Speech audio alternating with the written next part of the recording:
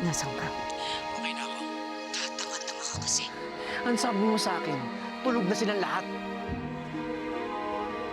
Why si Dennis? Nabaril mo at napatay ni Soledad si Denny. Soledad, patawarin mo ako. Nagsasabi lamang ako ng totoo. Wala akong tiwala sa mga intensyon mo. Hindi, kung gano'n, hindi tayo magiging magkaibigan. Hindi. Huwag kayo mag-alala. Hindi pa tapos. Andiyan pa si Dr. Moran. Siya ang magtatayong witness para sa psych-evaluation niyo. Nakita ko si Dennis. Nakita ko siya. Hindi to guni-guni lang. Totoo to, Rafael. Nakita ko talaga siya. Pababayaan si Bella. Mama, hindi ako titigil hanggang hindi ka nakakalabas ng kulungan.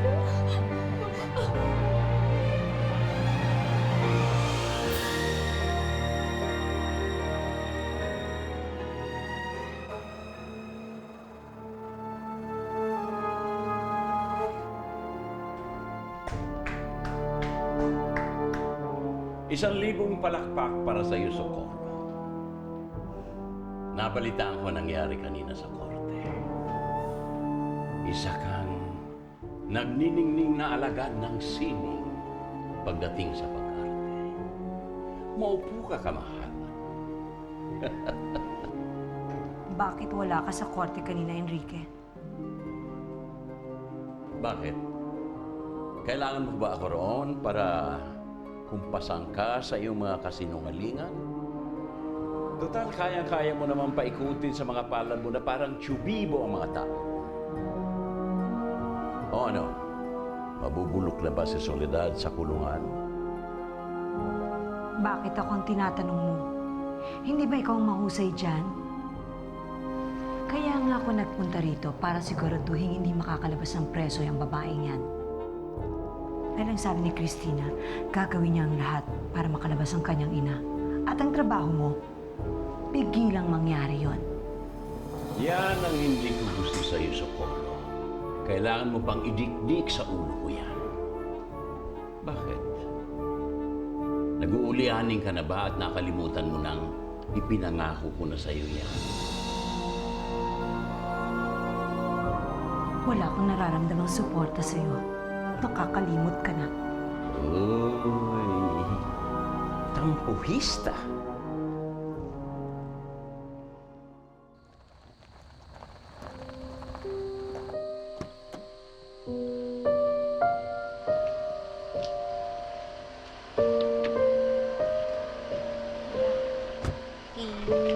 Salamat. Good evening po. Wala na naman si Bella. Naniniwala siya na buhay si Dennis. Nag-iwan pa nga ng picture sa kwarto mo. Naniniwala ka kay Bella? Gusto ko siyang paniwalaan. Pero gusto ko malaman ng totoo. Hindi ko rin alam.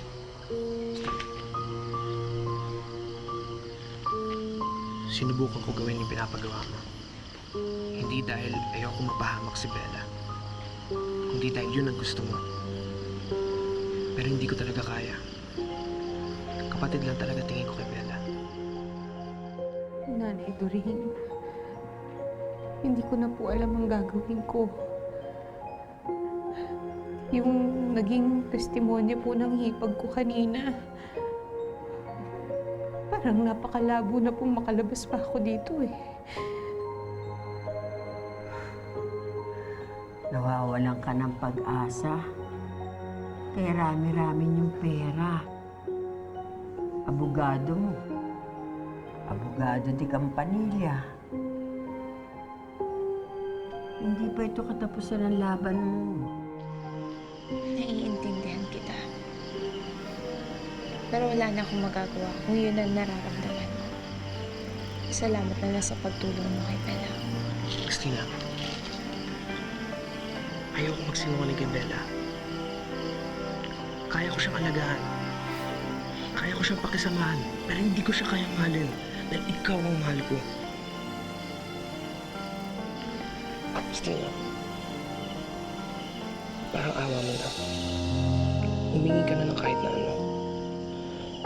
Huwag lang ang hindi kita mahalin.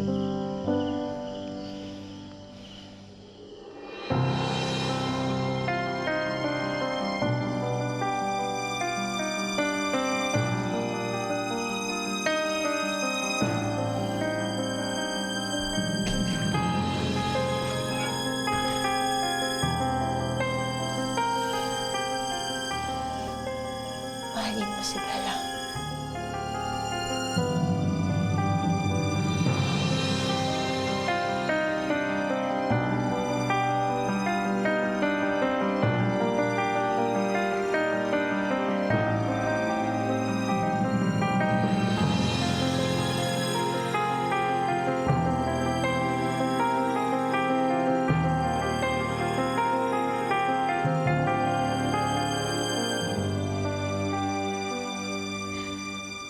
Inaalala ko lang po yung mga anak ko.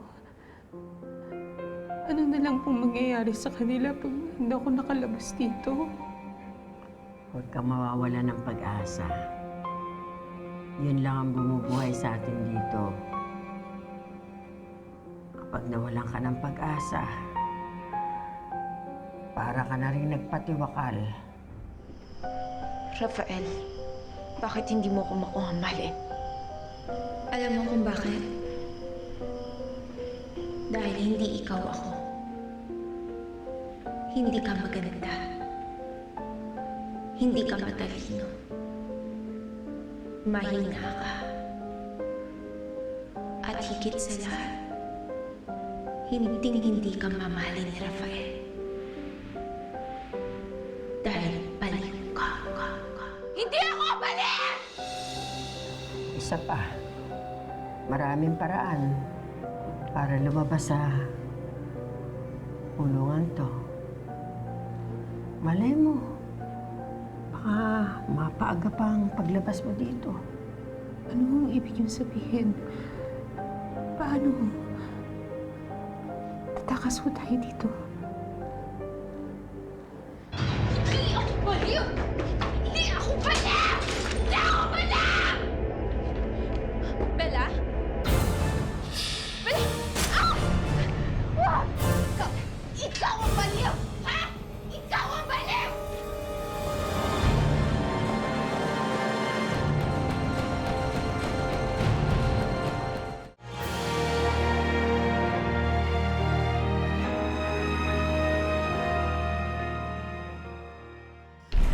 Tulong!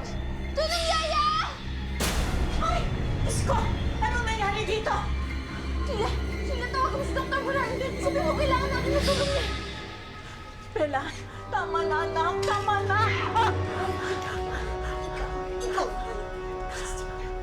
Hindi ako! Ikaw yan! Bella!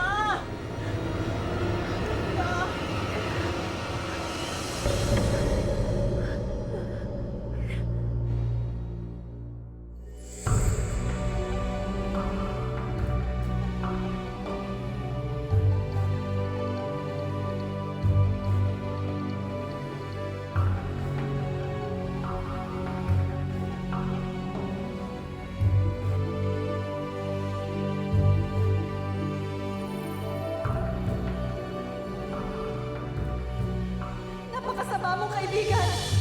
Uwasak din sana ang buhay mo. Rafael, nahihirapan ako. Pero mahal kita.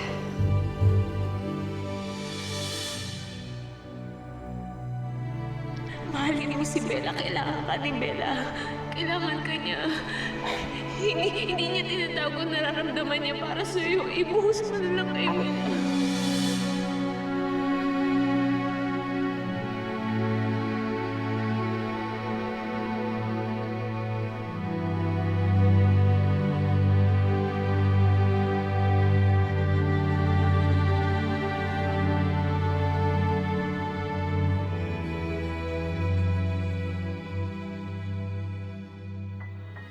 Magwawala na naman po si Bella. Bella? Bella? Bella? Bella? Si Dr. Arnel to. Hindi ba kakilala mo ako? Bella, pwede ko bang makuha yung... Pwede ko bang makuha yung hawak-hawak mo? Hindi! Akin to! Alam ko naman sa'yo, hindi ko naman sinasabing sa akin. Ang sa akin lang, baka po pwede ko mahiram yan. Kasi kaibigan mo naman ako, di ba? Nag-uusap na tayo. Sige na. Bella.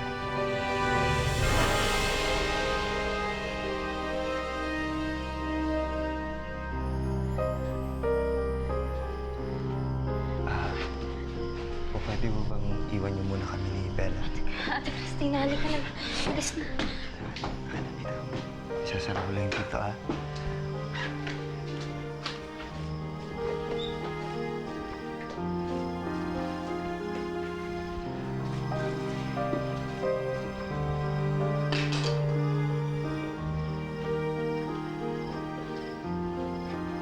Pwede ba humaupo, Bella?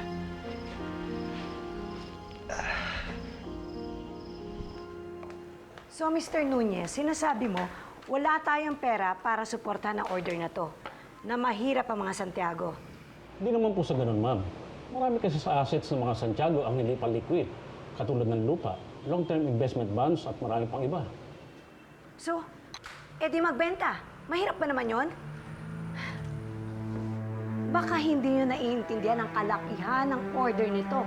Ito ang maglalagay sa Punta de Santiago sa international furniture scene. Galing sa buhay na pamilya si Dr. Moran. Doktor din ang tatay, ulila sa ina. Wala ba siyang mga kapatid o kamag-anak? Wala pa akong impormasyon tungkol doon, Mayor. Pero ang alam ko, takda siyang magpakasal, pero hindi lang natuloy. Bakit kaya? Actually, pwede naman po. Kaso, legally speaking, wala po kayong karapatang magbenta o hawakan ng kahit anumang asset sa mga Santiago. Si Ma'am Soledad at si Christina, kung may basbasin ni Ma'am Soledad, lamang po ang tangan ni Juan. Mahirap ba yon? Bakit hindi natin imbitahan yung mga probable buyers ng mga assets ng mga Santiago doon sa jail at doon tayo magpirmahan ng deeds of sale? Baka hindi niyo nababalitaan. Nakakulong ang hipag ko kaya wala siyang magagawa. Kaya nga akong pumalit sa pwesto niya. Ganito na lang po, Ma'am. Kausapin niyo po si Miss Soledad. At humingi kayo sa kanya ng special power of attorney. Nang sa gayon mapirmahan niyo na po lahat ng mga papeles na kailangan pirmahan.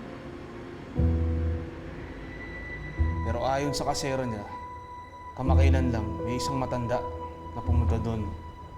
Pero hindi din nagtagal. Nag-aawa yata. Sige, Fredo. Salamat.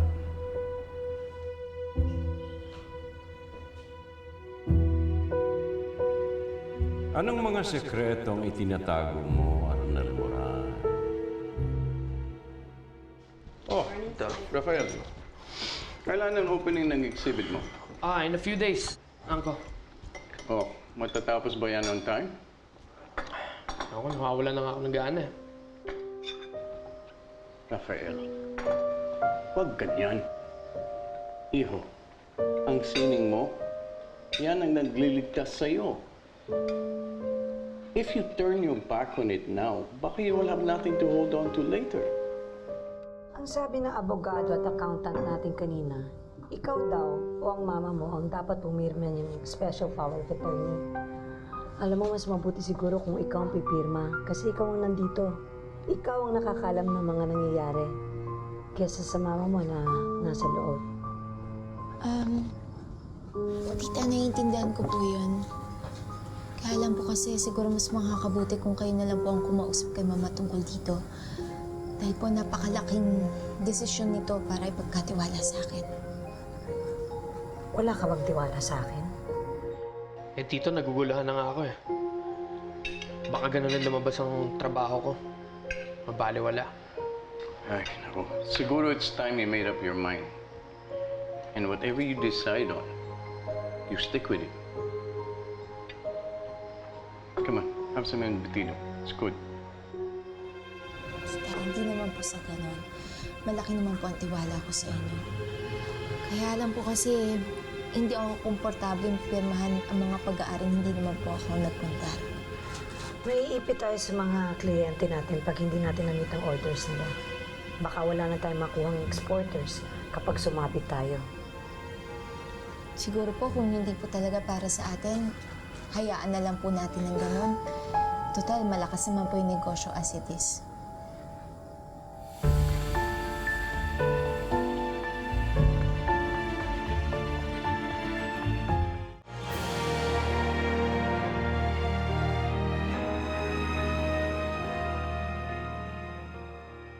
Siya, salamat din na. Ay, sandali, Doc. Naalala ko lang. Kilala niyo ba si Fredo? Yung kamay ng mayor namin dito. Si Fredo? Oo, kilala ko yan. Bakit to? Abay, pumunta sa bahay no isang araw, panay ang tanong sa inyo. Kung saan kayo nanggagaling, kung sino-sino mga bisita nyo. Abay, pati nga kung saan kayo kumakain, panay din ang tanong. Ganun mo ba? Eh, sagot lang naman ako ng sagot. Mahirap na, tauhan ni Mayor yun. Kasi wala akong ano man yun. Basta mag-ingat na lang ako at salamat po sa pagkakasabi niyo. Sige po, salamat po, Dok.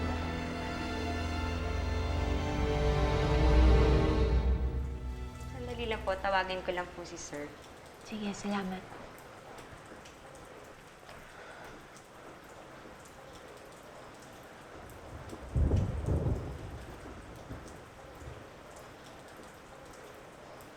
Ano naman papakiusap mo?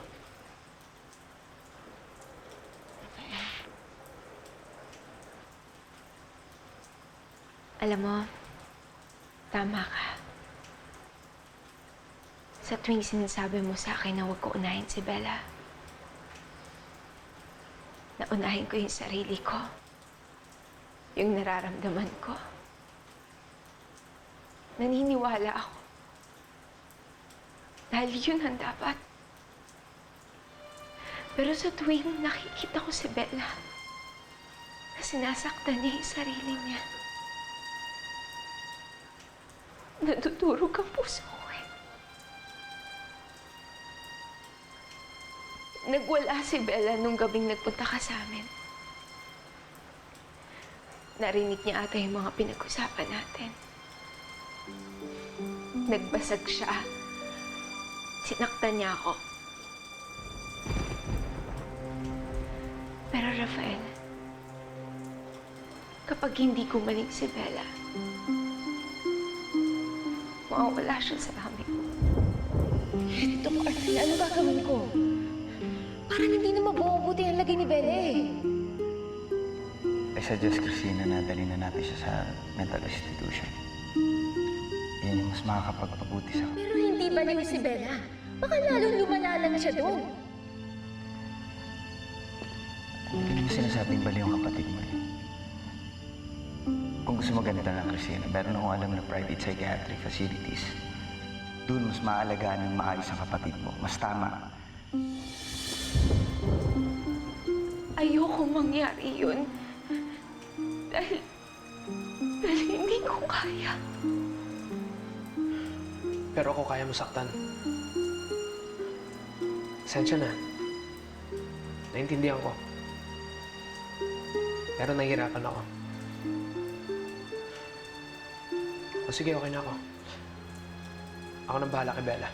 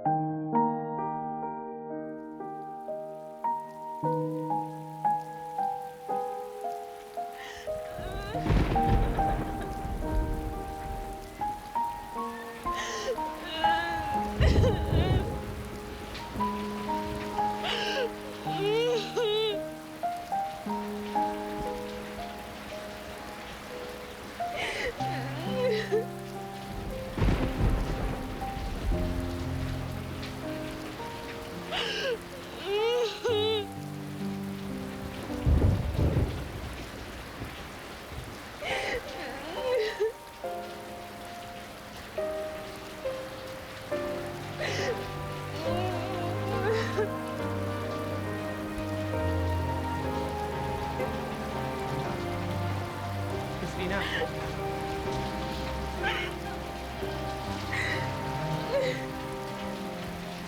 Christina! Christina!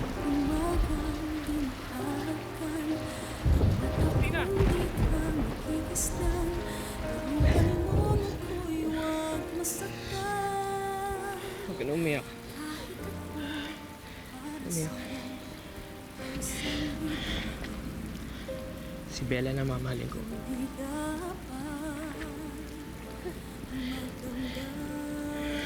Kakalimutan na kita.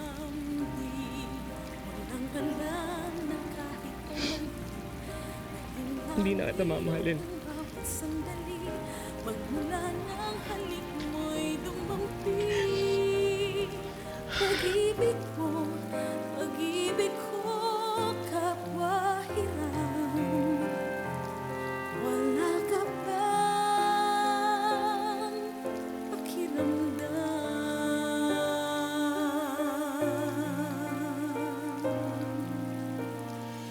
Di ba ako'y tao lang na nadadarang at natutokso rin? May aalis mo ba sa'kin ang matutuhan kang mahalin? Sa bawat sandaling hiram natin. Di ba ako'y tao lang na nadadarang at natutokso rin? May aalis mo ba sa'kin ang matutuhan kang mahalin? Sa bawat sandaling hiram natin.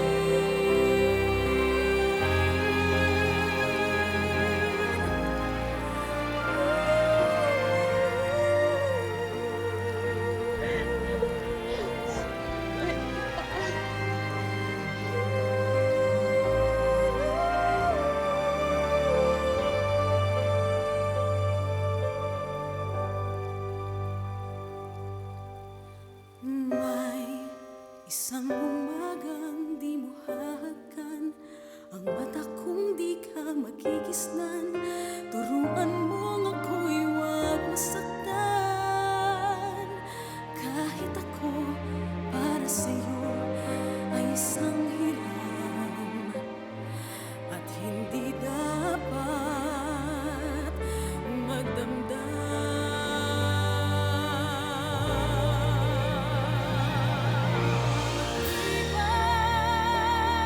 Ako'y tao lang na nadadarang at natutokso rin. May aalis mo ba sa'kin ang matutuhan kang mahalin? Sa bawat sandaling hiram natin. Di ba ako'y tao lang na nadadarang at natutokso rin? May aalis mo ba sa'kin ang matutuhan kang mahalin? Sa bawat sandaling hiram natin. Di ba ako'y tao lang na nadadarang at natutokso rin? May aalis mo ba sa'kin ang matutuhan kang mahalin? Sa bawat sandaling hiram natin.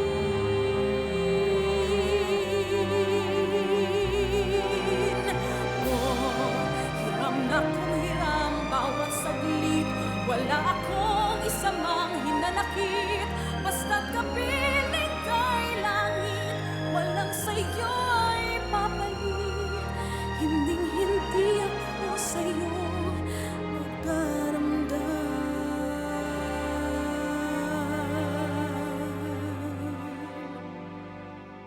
Kahit hirap.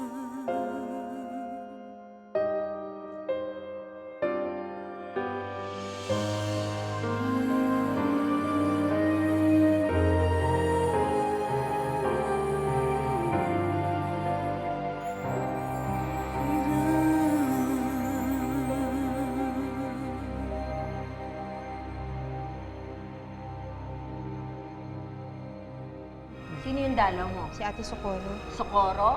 Magtatagumpay ako! Mapupunta sa akin si Rafael! Bella, ano na namang kahibangan ang gagawin mo? Meron po tayong konting problema. Anong konting problema? Hayop ka, Soledad. Bakit mo ginawa sa akin to? Humanda kayong lahat. Ilabas mo ako dito! Kailangan ako ng kapatid mo!